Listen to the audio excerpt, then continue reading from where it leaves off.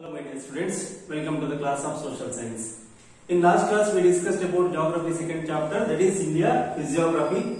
In that we discussed in detail about the physiographic divisions of India and also about the first physiographic division of India, that is the northern mountains.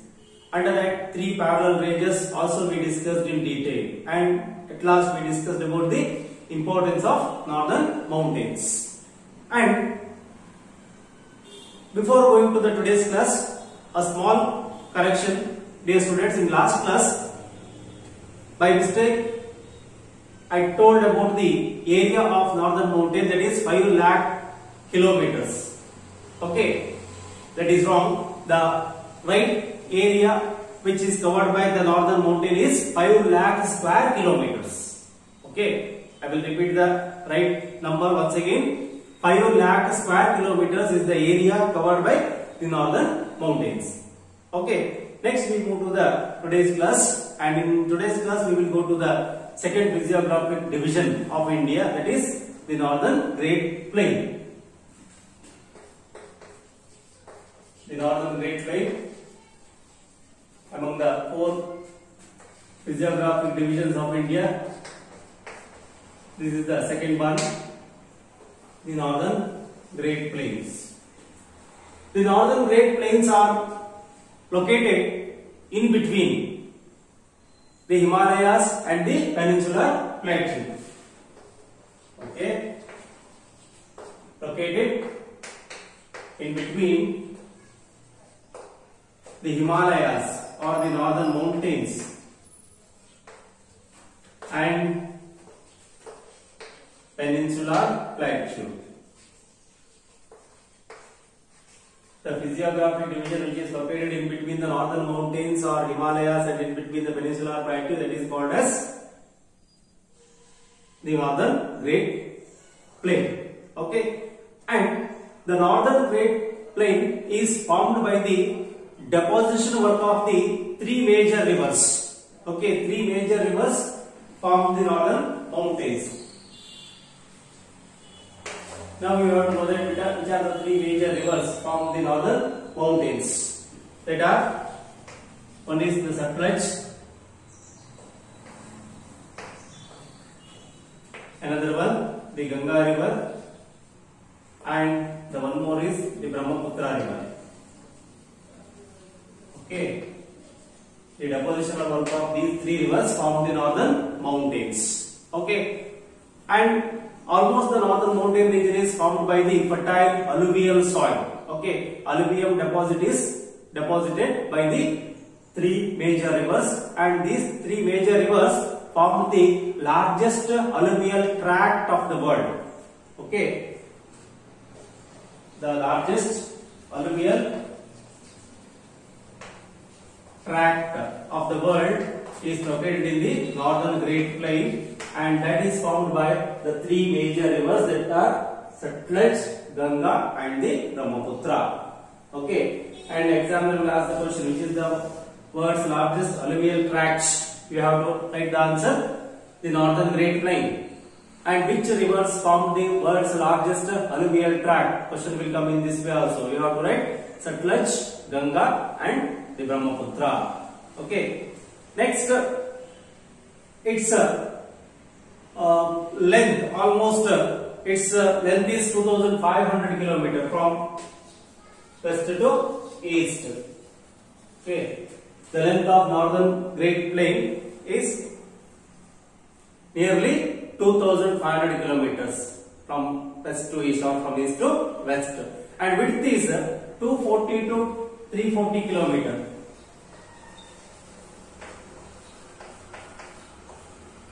240 kilometers to 340 kilometers. This is the width of the northern Great Plain. In some area it is having the width of 240 kilometers, and in some region it is having the width of 340 kilometers. And the northern Great Plains covered an area of 7 lakh kilometers, 7 lakh square kilometers. Sorry, this physiographic feature covered an area of 7 lakh square kilometers.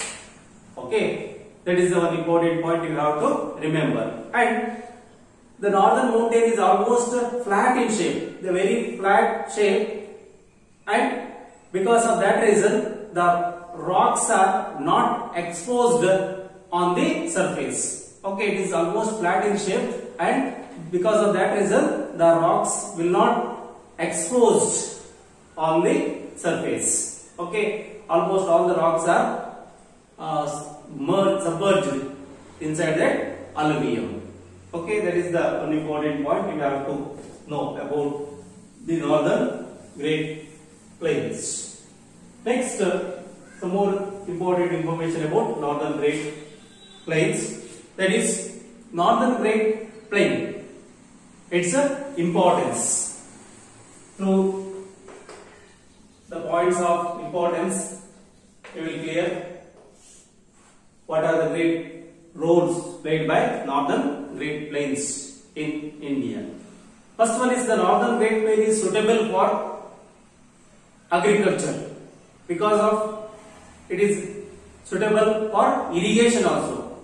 Almost 3 perennial rivers flow through the entire region of the northern Great Plain. Okay, Satluj, Ganga, Brahmaputra rivers are perennial rivers and flowing through the northern Great Plain. So throughout the year irrigation is possible there. Okay, plenty of water facilities available. So agriculture sector which requires plenty of water, so northern Great Plain have that facility. So because of that reason, and moreover what I told earlier, the northern Great Plain is almost covered with the fertile alluvial soil that is suitable for agriculture. Okay, and the vast fertile alluvial soil also helpful for the agriculture. Because of that reason it is suitable for irrigation and agriculture. That is the one importance of northern Great Plain. Suitable for irrigation and agriculture. Okay, first importance of the northern Great Plain, and its level land supports a network of road and railway transport and also means of communication. Its level land supports the development of a network of road and railway. Development of network of roads and railway transport, and also it is helpful for the development of different means of communication.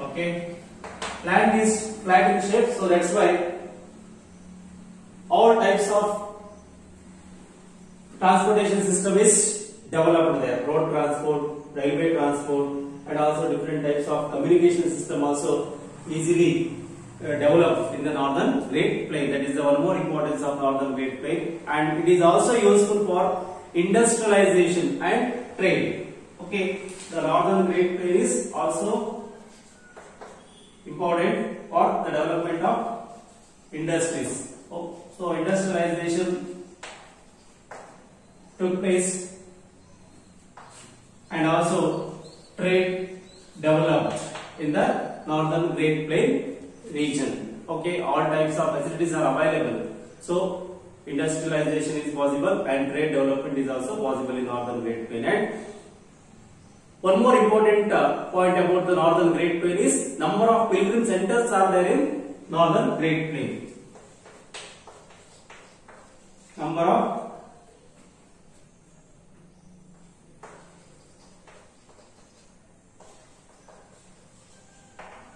pilgrim centers are located in the northern Great Plain. That is also one point comes under the importance of the northern Great Plain. Next, we have to move to the third physiographic division of India, that is the peninsular plateau. Okay, after the northern mountains and the northern Great Plain. The third one is the Peninsular Plateau.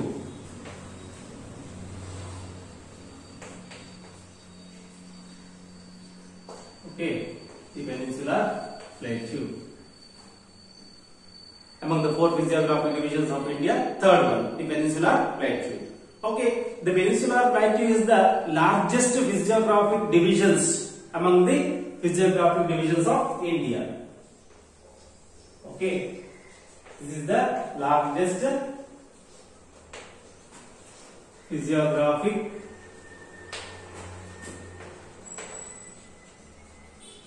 divisions of India. Examiner asks the question, which is the largest physiographic division of India? You have to write that the Peninsular Plateau. Okay, and also the Peninsular Plateau is the oldest landmass. Okay, it is the oldest landmass. About this point also, example asks the question, which landmass is the oldest landmass in the physiographic divisions of India? Answer is the Peninsular Plateau. Okay, it is the oldest landmass and as being a part of Gondwana land, right? Peninsular Plateau has been a part of Gondwana land.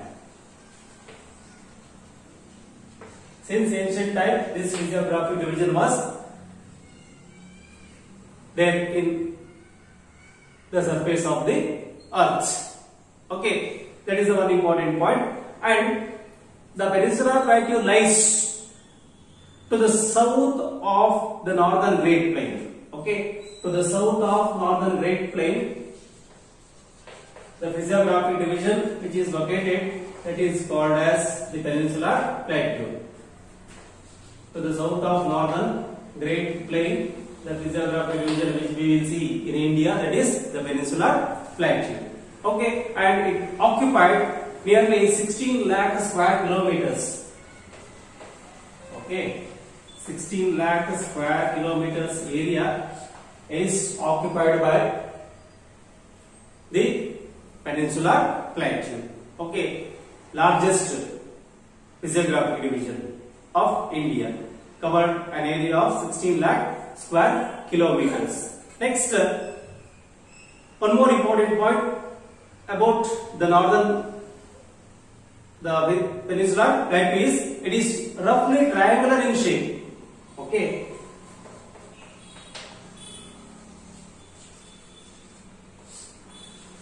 the shape of the Peninsular Plateau is roughly triangular. You know that, dear students, triangular. How is the triangular? Almost the northern Great Plains, almost the Peninsular Plateau's shape is triangle. Okay,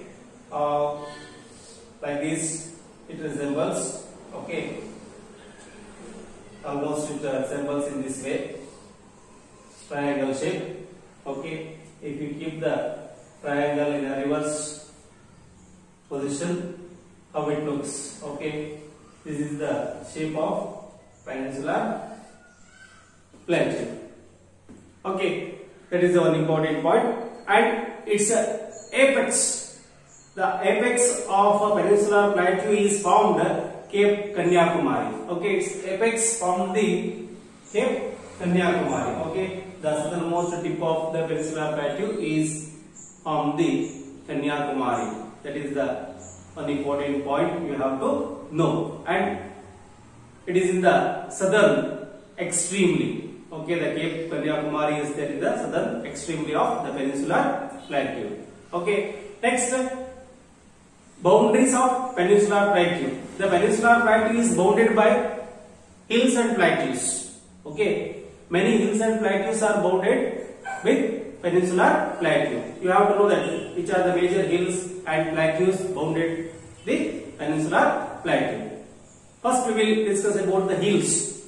One is Aravali Hills, Vindhya Mountain Ranges, Satpura Mountain Ranges, Western Ghats, Eastern Ghats, Chota Nagpur Plateau. Okay, these are the major hills. Okay, covered with or bounded with the peninsular plateau. Okay, Aravalli Hills, Vindhya Mountains, Satpura Mountains, Western Ghats, Eastern Ghats, Chota Nagpur ranges.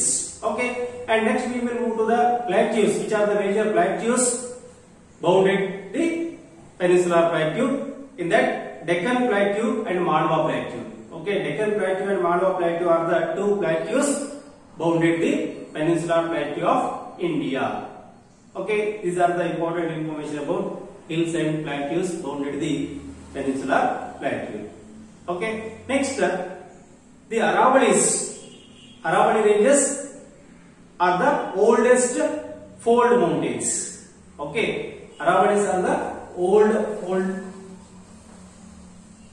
Aravallis are the oldest fold mountains,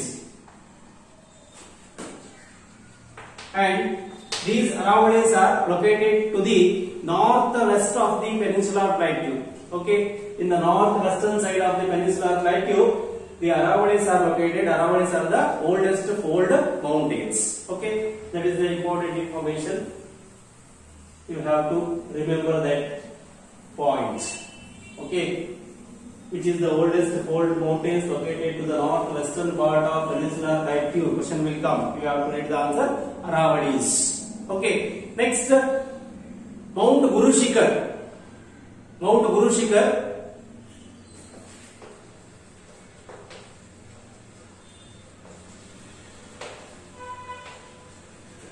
its height is 1772 meters.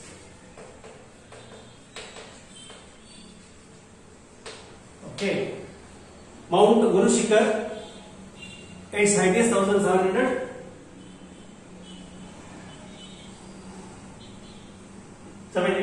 meters, and this is the highest peak on Mount Abu. Okay, the Mount Guru Shikhar is located on Mount Abu, and Mount Abu is located over Aravalli ranges. Okay, the highest peak located over Aravallis is Mount Guru Shikhar. Okay, and Mount Guru Shikhar is located over Mount Abu. Okay, or Mount Abu Hills. Mount Guru Shikhar is located. That is the highest peak over Aravallis. The height is 1772 meters. Okay, that is also important one. Mount Guru Shikhar, you have to remember. Okay, next the Vindhya ranges. The Vindhya mountain ranges flanks from the northern edge. In the northern edge of the peninsular plateau, the Vindhya mountain ranges will extend. Okay, till the Narmada Valley. Okay, till the Narmada Valley, the Vindhya mountains are flanks in the northern edge of the peninsular plateau, and even Narmada Valley also extends in the northern side of the peninsular plateau. And Satpura ranges runs east to west direction. Okay, Satpura ranges runs from east to west. Okay, and to the south of Vindhyas. Vindhyas are in the northern flank of peninsular plateau, and Satpura mountains are extending from east to west. Okay, and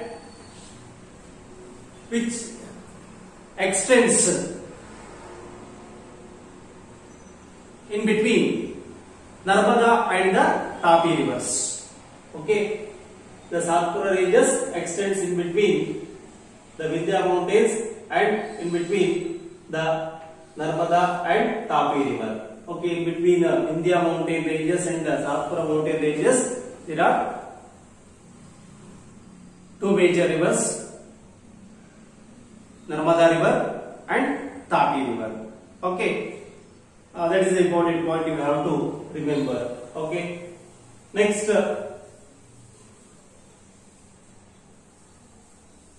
about the Western Ghats and Eastern Ghats.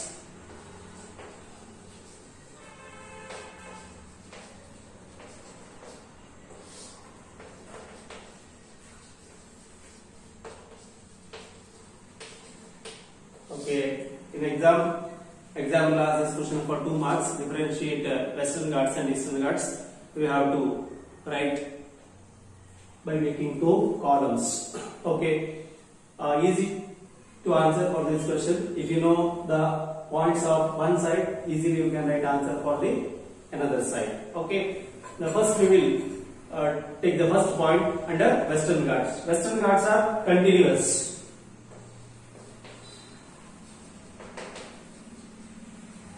Okay, and runs parallel to the west coast.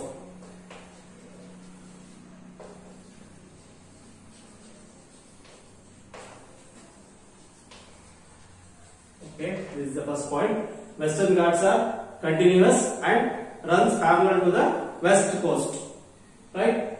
And here Eastern Ghats are not continuous, and this runs parallel to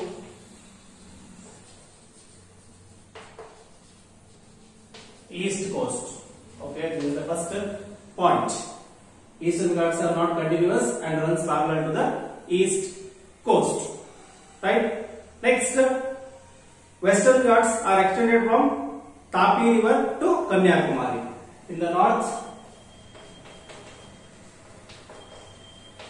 it starts to extend from Tapi River, and in the south till Kanyakumari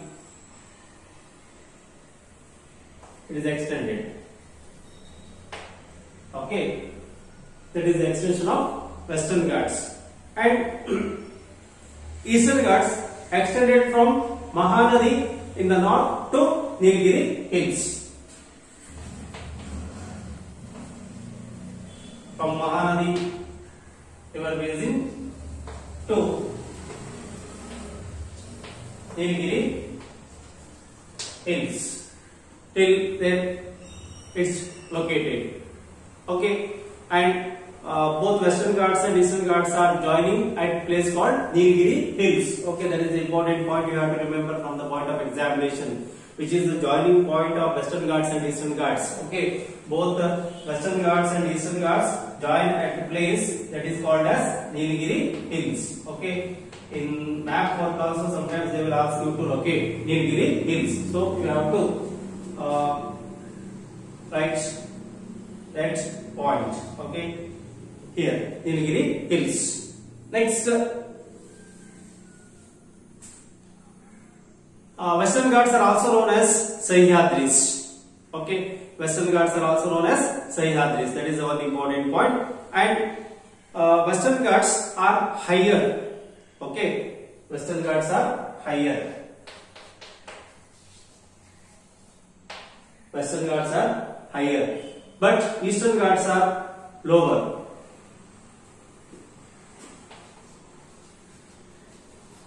Comparing to Western Ghats, Eastern Ghats are lower. Next, the highest peak over Western Ghats, that is Anamudi. Anamudi is the highest peak, and it is the highest peak in South India. Okay, which is located over Annamalai ranges. Okay, 2695 meters its height.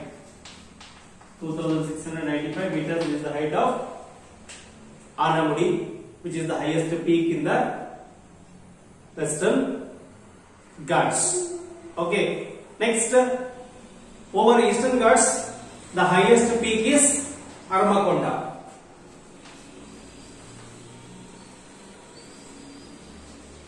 Armakonda is the highest peak located over Eastern Ghats. Okay, next, Western Ghats are very steep towards western side. Western Ghats are very steep, and towards eastern side, Western Ghats are smooth. Okay, Western Ghats are smooth towards eastern sides, and Western Ghats are very steep towards western side. Okay, and a few ghats are there.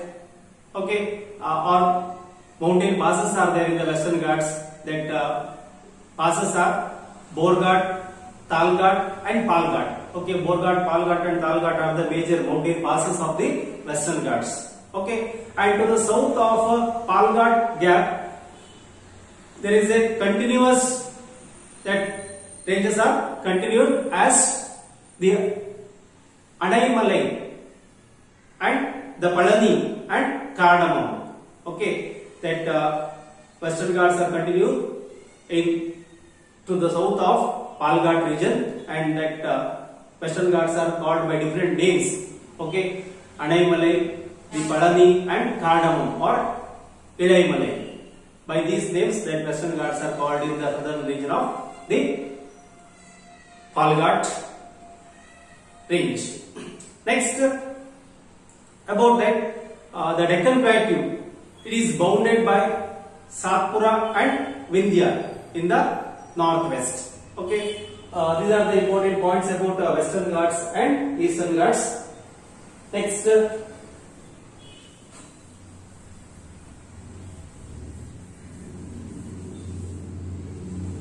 about the Deccan Plateau. Okay, Deccan Plateau is bounded by Satpura and Vindhyas in the northwest.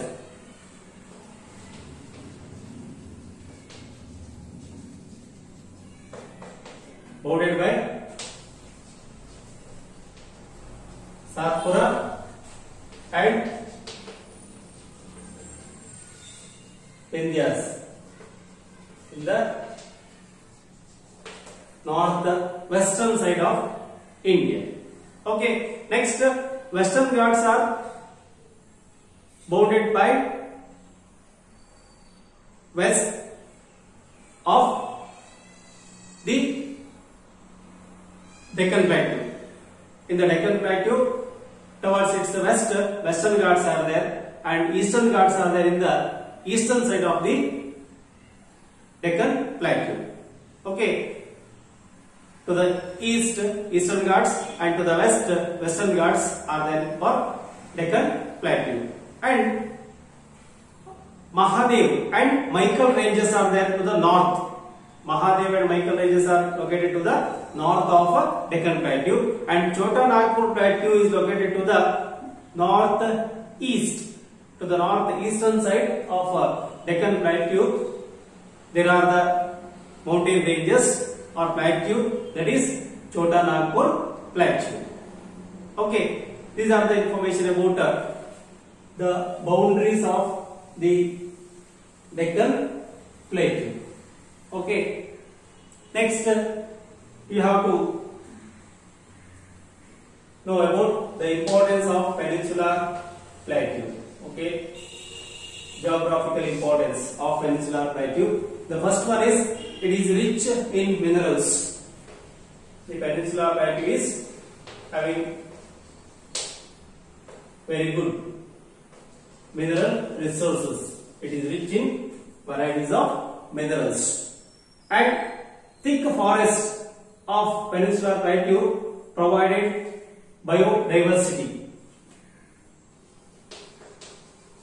Thick forest helpful for the development of biodiversity. That is the one more importance of the Peninsular Plateau. Next, it influences southwest monsoon. Okay, Peninsular Plateau influences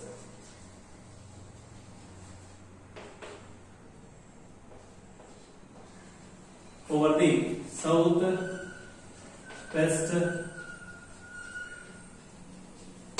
monsoons. Next, it is a birthplace of many South Indian rivers. Peninsular Plateau is a birthplace of